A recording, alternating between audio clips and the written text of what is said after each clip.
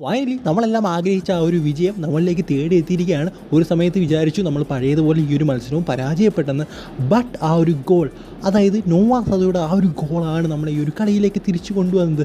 എന്തായാലും അതിലേക്ക് പോകുന്നതിന് മുമ്പേ ഇന്നത്തെ കളി ഇഷ്ടപ്പെട്ടവരും അതുപോലെ തന്നെ കേരള ബ്ലാസ്റ്റേഴ്സിന് വിജയം ഇഷ്ടപ്പെട്ടവരും എല്ലാവരും തന്നെ ഈ ഒരു വീഡിയോ ലൈക്ക് ചെയ്തിട്ട് മാത്രം വീഡിയോ കാണാൻ ശ്രമിക്കുക. 1K ആണ് നമ്മുടെ ഈ ഒരു വീഡിയോയുടെ ലൈക്ക് ടാർഗറ്റ്. അങ്ങനെ പറയാനുള്ള കാരണം കേരള ബ്ലാസ്റ്റേഴ്സ് വിജയിച്ചതിൻ്റെ സന്തോഷത്തിൽ എല്ലാവരും തന്നെ ലൈക്ക് ചെയ്യുമെന്നാണ് ഞാൻ വിചാരിക്കുന്നത്. നോവാ സദോയ് ക്വാമി പെപ്പറ ആ ഒരു കൂട്ടുകെട്ട് നമ്മൾ ഡ്യൂറൻ കപ്പിൽ കണ്ടെയാണ്. എന്തായാലും ആ ഒരു കൂട്ടുകെട്ടിൻ്റെ വിജയം എന്നൊന്നും പറയാൻ സാധിക്കില്ല. ബട്ട് ഇരുവരും ഗോൾ അടിച്ചുകൊണ്ടാണ് നമ്മൾ ഈ ഒരു കളി വിജയിച്ചിരിക്കുന്നത്. എന്തായാലും നമുക്ക് കളിയെക്കുറിച്ച് കൂടുതലായിട്ട് പിന്നെ പറയാം. അതിനു മുമ്പ് നമ്മൾ പറയാൻ വന്ന കാര്യം എന്ന് പറയുന്നത് ഇന്നത്തെ പോസ്റ്റ് മാച്ച് പ്രസ് കോൺഫറൻസിൽ ഈസ്റ്റ് ബംഗാളിൻ്റെ കോച്ചായ കാർൾസ് കൊഡ്രാഡ് പറഞ്ഞ ഒരു പ്രധാനപ്പെട്ട കാര്യമാണ്. അദ്ദേഹം പറഞ്ഞ് ഇങ്ങനെയാണ്: കഴിഞ്ഞ കളിയിലെ പോലെ തന്നെ ഞങ്ങളുടെ ബെസ്റ്റ് ഞങ്ങൾ പിച്ചിൽ കാഴ്ചവെച്ചിരുന്നു. എന്തായാലും ഈ ഒരു കളി നോക്കിയാലും ഞങ്ങൾ തന്നെയാണ് ഏറ്റവും ബെസ്റ്റ് രീതിയിൽ കളിച്ചിരിക്കുന്നതെന്നാണ് കാർൾസ് കൊഡ്രാഡ് പറഞ്ഞിരിക്കുന്നത്. സോ എനിക്കും അങ്ങനെ തന്നെയാണ് തോന്നിയത്. അതായത് ഏതാണ്ടൊക്കെ ഒരു ഫുള്ളായിട്ട് കമ്പയർ ചെയ്യുമ്പോൾ ഉറപ്പായിട്ടും ഈസ്റ്റ് ബംഗാൾ തന്നെയാണ് മികച്ച രീതിയിൽ കളിച്ചിരിക്കുന്നത്. നമ്മുടെ ഈ വാൻ ആശാൻ്റെ സിസ്റ്റത്തിലെ പോലെ ഒരു മികച്ച ഗെയിം അല്ലെങ്കിൽ നല്ല കളിയൊന്നും നമുക്ക് വികാൽ സ്റ്റാറയുടെ സിസ്റ്റത്തിൽ കാണണമെന്നില്ല എന്നാണ് എൻ്റെ ഒരു അഭിപ്രായം. കാരണം അദ്ദേഹത്തിൻ്റെ കുറച്ചൊരു പൊസിഷൻ ഗെയിമും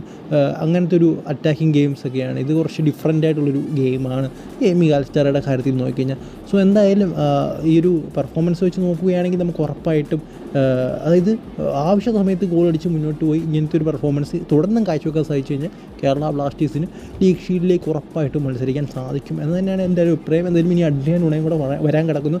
സോ അദ്ദേഹം കൂടെ വന്നിട്ട് കുറച്ചുകൂടെ മികച്ചയാവും ടീമെന്നാണ് ഞാൻ വിചാരിക്കുന്നത്. സോ ഈ ഒരു വീഡിയോയിലുള്ള നിങ്ങൾക്ക് ഇഷ്ടപ്പെടുന്നതെങ്കിലും ഇഷ്ടപ്പെട്ട തീർച്ചയായും ലൈക്ക് സബ്സ്ക്രൈബ് അടുത്ത കാണുന്നവരെ ഗുഡ് ബൈ. പിന്നെ കാർൾസ് കൊഡ്രാഡിൻ്റെ ആ ഒരു അഭിപ്രായത്തെക്കുറിച്ച് നിങ്ങൾ പറയുക. ഈസ്റ്റ് ബംഗാളാണോ ഈ ഒരു കളിയിൽ നല്ല രീതിയിൽ കളിച്ചത്, കേരള ബ്ലാസ്റ്റേഴ്സ് ആണോ എന്ന്. സോ ഞാൻ നേരത്തെ പറഞ്ഞ അടുത്ത വീഡിയോയിൽ കാണുന്നവരെ ഗുഡ് ബൈ.